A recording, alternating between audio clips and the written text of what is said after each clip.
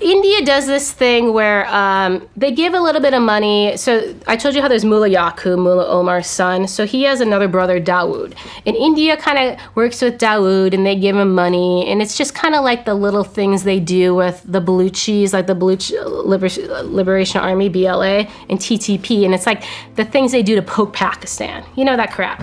So, so they have that going on, which I knew about. So then I hear, hey, they gave $10 million to Mullah Yaqub, so they went up a step.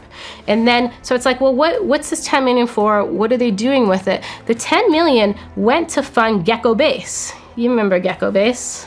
I mean, I've never worked in Gecko Base. Been there several times. Yes, so you know Gecko Base. I know some of your audience does. So Gecko Base now is the location where Haibatullah, so the supreme leader of the Taliban, that is where his personal security is. So then it's like, okay, the Indian government, or probably their intel service, is funding Haibatullah's personal security. Now, isn't that weird? Yeah. So of course, I'm like, this makes no sense. And it's not even tons of money compared to what we're putting in. So I have all these questions, okay? So it's like, what is India getting? And also, really, what's the Taliban getting? Because they don't give a damn about $10 million. So this is gonna sound like the craziest thing ever, okay? But what the Indians and the Taliban are doing, I kid you not, is India is using Taliban's network to assassinate Kashmiri militants in Pakistan. Are you serious? I swear to God.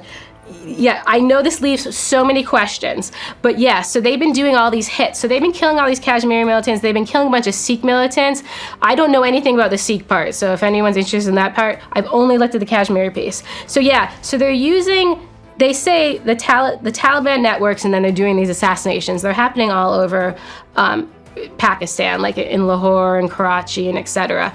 So then I was like, well, still, this is really risky for the Taliban if people find out, like it seems like it could rock the boat, like they're using their networks. Plus, are the Taliban networks that good to take out senior Kashmiri people? Maybe they're not. So the interesting part is, now my theory is, India gains what they're gaining, right? These are terrorists that some of these guys they've wanted for 30 years, okay? I went through a list of 18 of them. So the interesting part is, I don't know if they're all dead. Some of them, Pakistan could have heard India's coming to kill them, and they might have them in a safe house. So there's 18 targeted, okay? And I went through all 18 to make sure I knew who they were, right? Because I've worked Kashmir forever, and to see what group they were. And so I went through all of them, and they were the groups you can imagine: Lashkar-e-Taiba, Jaish-e-Mohammed, Hezbollah Mujahideen. The last one was Al-Badr Mujahideen. Not one of the 18 were from Harakat ul-Mujahideen. This matters because Haibatullah, when he was young, he got his religious teaching from a guy named Fazl al-Rahman Khalil. He founded whom? They're still close friends, and some of the money that goes to Haibatullah from us, he gives to whom in their madrasas. So I have a theory, so the assassinations are happening, Taliban supporting. I have a theory, Taliban and whom have decided to work together to use India, because they want it anyway, and they're bumping off the Kashmiri militants who are aligned to Pakistan.